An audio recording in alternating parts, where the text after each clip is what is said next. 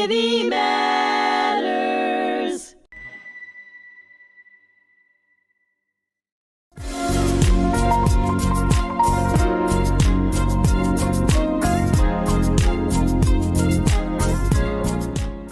Hi, so my name is Peter Suchmann. Welcome back to part two with a special guest and friend and a member of the Bashert community of our life together, Manny Korman. Thank you for staying on for a second episode, Manny. So where we left off was your family was reunited after some very difficult times, and your father was on the St. Louis, but he survived, thank God, and he made it to the States. So as I understand, both you and your brother Gerhard ended up in the education field. Any ideas as to how that happened, why that happened? Well, let's see. In my brother's case, he went to Brooklyn College, was a history major, and he recognized that he wanted to do more with history. Right.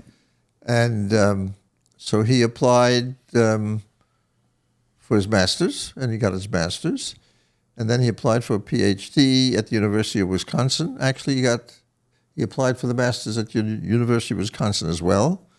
And he got his master's and his PhD from the University of Wisconsin. Wow. And then just wanted to teach. Right. So his first teaching position turned out to be Elmira College.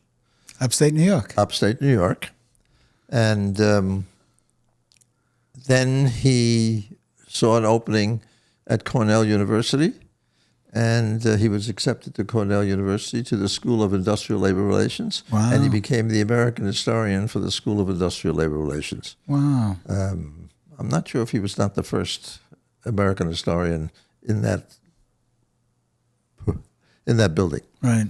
And so that's how my brother got into this, and loved it. No doubt he loved it. He met his wife before Cornell University when he was a PhD candidate at the University of Wisconsin. Mm-hmm. And she was a PhD candidate in biology, in genetics to be specific. Wow. And they made it happen. Do you think that your parents pushed you in terms of education? Because I remember that being very important to my parents. My father would always say, it doesn't matter what you do, but you have to learn how to learn and never stop learning. So that was indoctrinated into us, I think. I would say to you that my parents liked the idea of our going into education. Yeah. The reason may be somewhat different than your father saying that.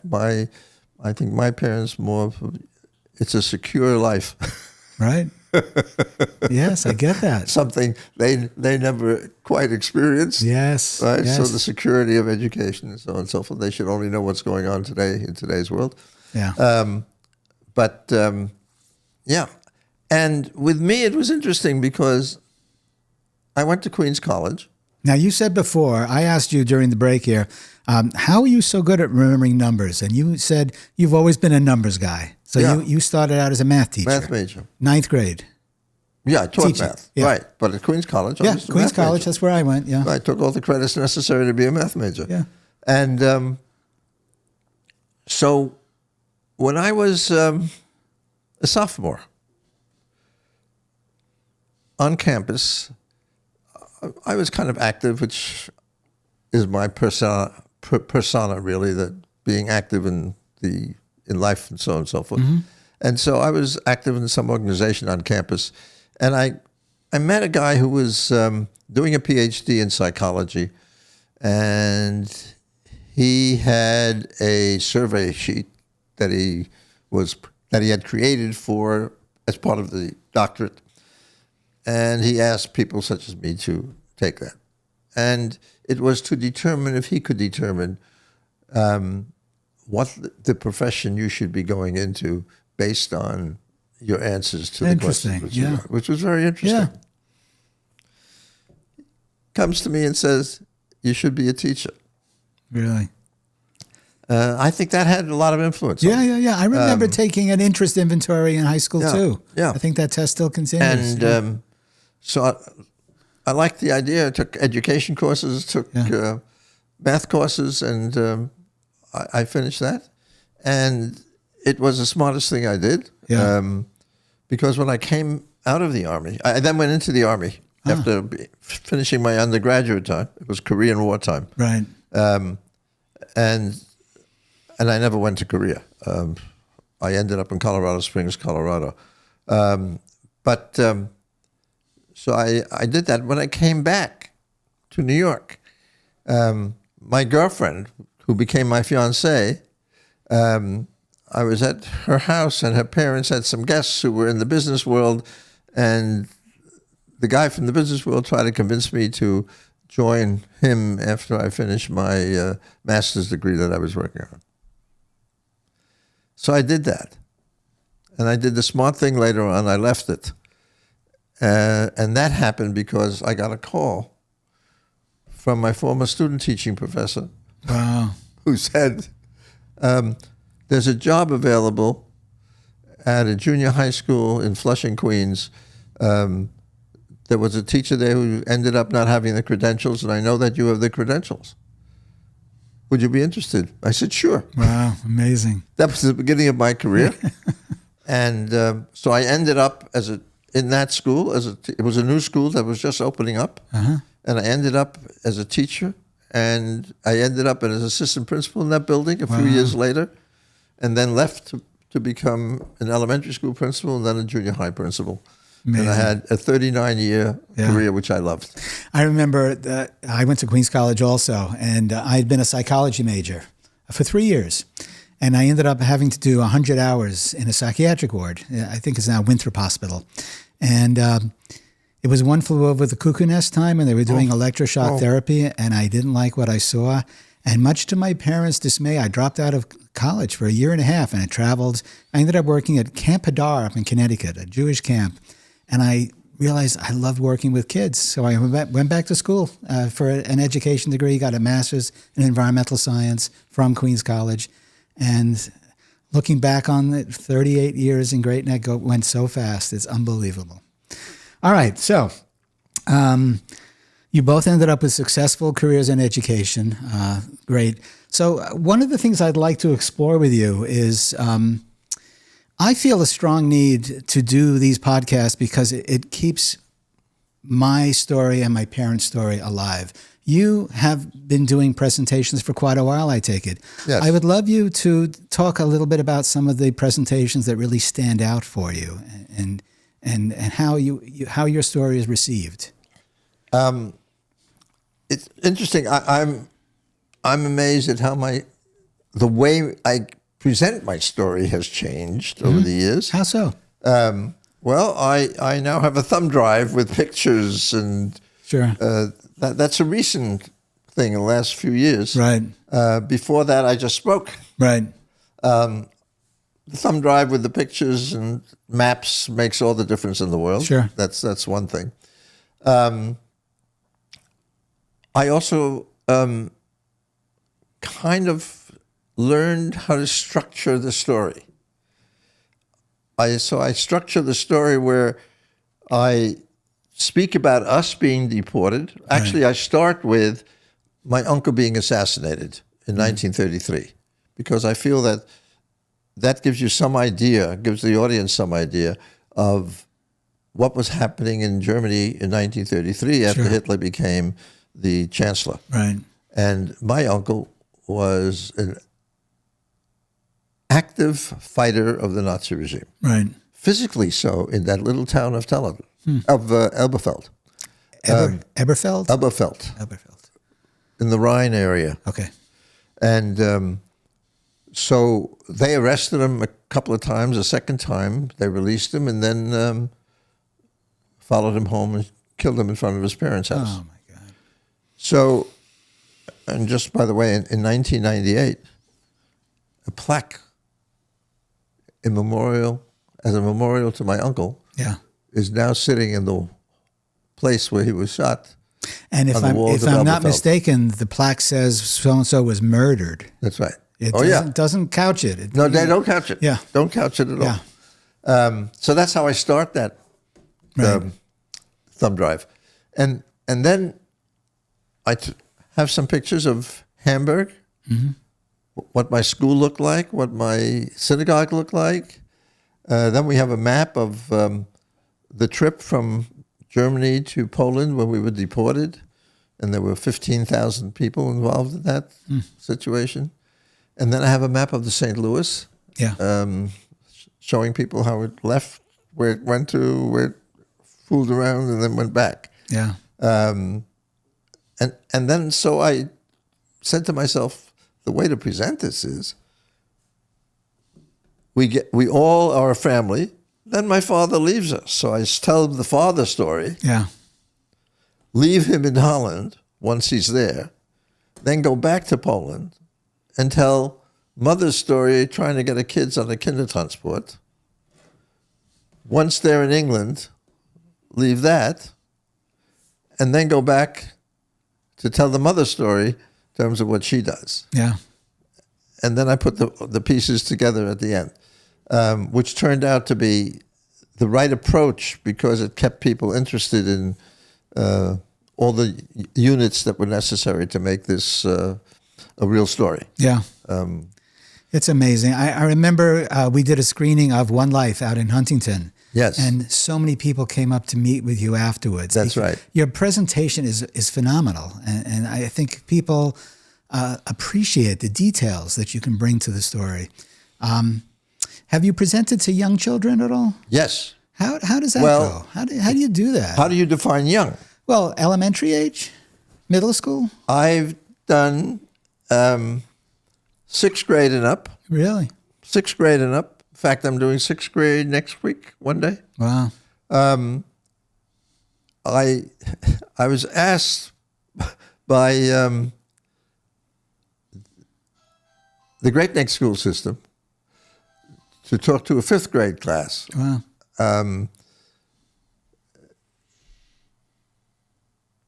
And I did that because somebody I did my morning walks with, his grandson learned about me through his grandfather. Wow. And then went to the teacher and said, I have a story. Yeah, great. And so I ended up speaking in the 5th grade. And they invited me back the following year. Nice. So how do they relate to the story? Can they relate at that age? If you listen to their questions, Yeah. they relate to the story. Right here, when the schools come and visit and Right. I speak, there's some amazing questions. Yeah. These kids are prepared. Yeah. Yeah. Yeah. But it's primarily middle school that Right. really knows Yeah. at that point to pick up on nuances of what was said Sure. and so on and so forth. Sure. Yeah. And you spoke at one point about a presentation you made to the Mensa. Yes. Is it a society, an organization? Mensa Mensa is is a well-known group who have a IQ way up there. It's not part of my background. And that happened through the Kindertransport Association. right. And I was invited out to speak to the National Mensa Conference, which they have, I guess, every year, every 2 years, who knows how many every year, how many years. But they then invited me out, and I went out on flew out on a Thursday and came home on a Friday. Where was that? Do you remember? Kansas City, Missouri. Kansas City. That's the hub of Mensa. It's interesting. Wow. That's, at least at that Yeah, time it was. And there we were, it was myself, a speaker. There was a young man who was a grandchild of a survivor who was active in the Kindertransport Association, and a moderator. And so we held fort. Mensa advertised for this, and we had, from what I understand, the largest turnout of a panel. And so we certainly presented, and they liked what they heard. There were some good questions in the audience. And then, as you and I discussed a little while ago, I had this unbelievable experience of a young woman crying and saying to me, I can't understand how a mother can put her children not knowing if she'll ever see them again. Yeah. I can't imagine either. Well, I can't either. So my father explained it to me that his mother convinced him to go because he did not want to go. He was 14. He didn't want to leave. He had already lost his father through natural causes, and he didn't want to go. And he had a close relationship with his grandparents, and they convinced him that if you go to England, we'll have an easier time to get out. And under those terms, he agreed to go, but he was very resistant to the idea. And how brutal it must have been for those parents to put their kids on a train, to travel through Europe, and then on a boat to England. They don't speak English, or I guess very little English, if any. No. I didn't speak English, but my brother, being 10, was already studying English, so he had a few words in his vocabulary. Interesting, yeah. Wow. Interesting. All right, so any other presentations? You've presented here at the Holocaust Museum? I presented here. Okay. Quite a few times. So how does that work? The people come walk through the museum? No, I don't. I'm sure. Yeah. I'm sure. Schools make arrangements to come here. Right. And then they have a speaker at the end. Okay. So I or someone like me is the speaker. And I use the same structure. Now, the Holocaust Center here has a whole presentation on the way in the annals, and so they're always present, clicking away to show the pictures and so on and so forth. Yeah, and that works. That certainly works. And I'm also involved in something called Names Not Numbers. Yes, my father did that. Fascinating. Also. So tell us about that. Fascinating way of learning something about what happened during that time period. That was designed by a woman. Tova Rosenberg. Okay, good. Tova Rosenberg. And she's still very active in that. Yeah. And the design of that is you're the witness, or whatever you are. You sit in a seat for 2 hours, and the kids, primarily high school, sometimes middle school, but no lower than that, they've already prepared questions. So they've done research on whom they're interviewing. Right. And they are coached by a They have professionals. Yes. They have professionals. They have a professional video person. Right. They learn how to interview. They learn how to write a question.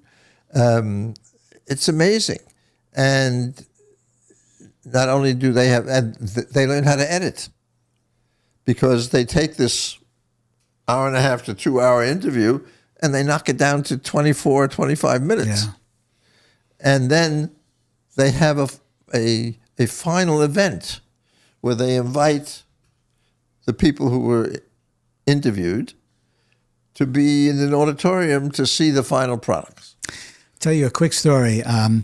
I was teaching at the North Shore Hebrew Academy high school, and actually it was before that. I was in the let me think now.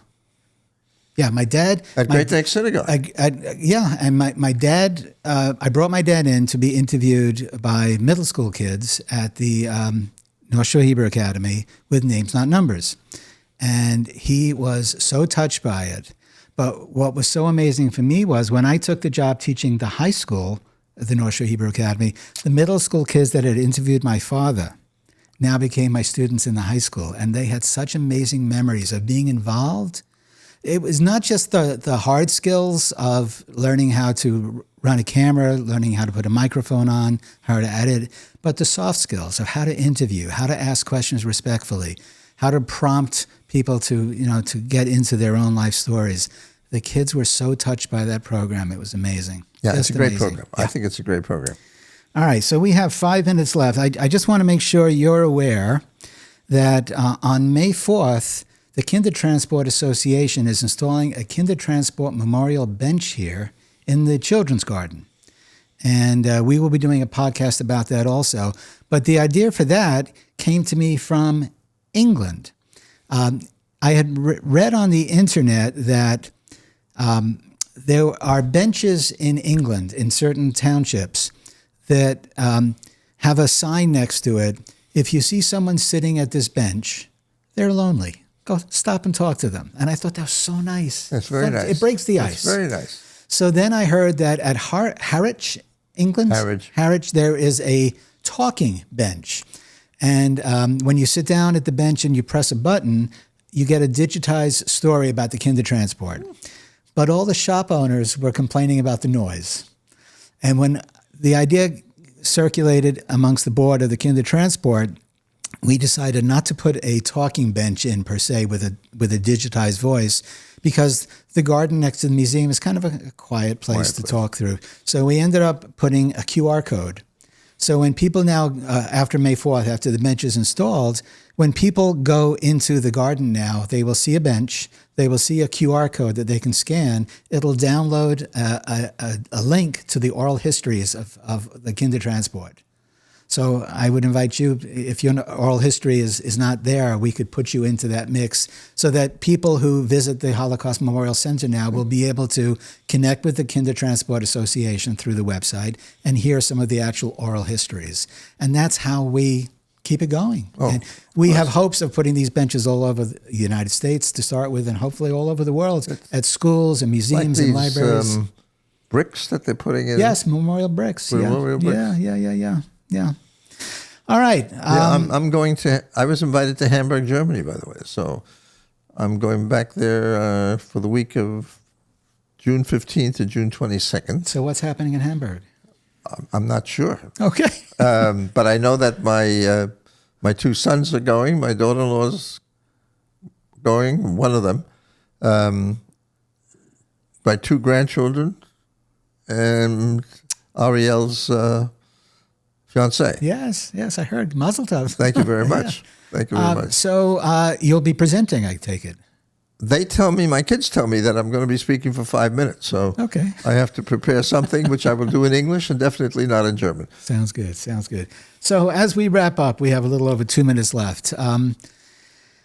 What is it that you want the audience to understand about the importance of how you as a refugee are treated today, within your father was treated? Can we kind of sum something up here about the importance of tolerance, the importance of humanity matters, the name of this whole series? What would you say? Well, you know that this country is a refugee country to begin with. Yeah, true. You know, and when it accepts people such as we, then there's a responsibility that comes for the country, and that is to make sure that what they went through as refugees is verbalized and talked about and avoided in this country. Democracy matters, and decency and respect matters. Yes. We don't see that at all times. And I think that needs to be pushed a little bit. I think that's one of the important attributes of this podcast. I love the fact that it's called Humanity Matters. I love the fact that we're collecting these oral histories from people who struggled, and for the people that are struggling today, it's a struggle. And what can I say? I hope that things will get better.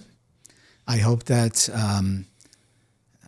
we kind of see a return to tolerance and acceptance, and that the future doesn't require as much pain and suffering as has gone through in the past. So that's what I would say. That would be nice. It would be nice. It would be nice. Okay. All right. So, Manny, I thank you again. this episode went very quickly. Your story is amazing. I wish you safe travels in the future. Thank you. And send my love to the family. I will. We'll talk again soon. I'll see them tomorrow. Thank you again for tuning into this second episode with Manny Korman. I appreciate Manny's entire family, really, for helping us with the Suchmann legacy of my dad's violin, and for sharing all the insights on your family experiences and your presentations. Please be sure to subscribe, share, and stay connected for more engaging conversations. Until next time, take care, be well, and remember, humanity matters. It's really important what's going on here today. Thank you.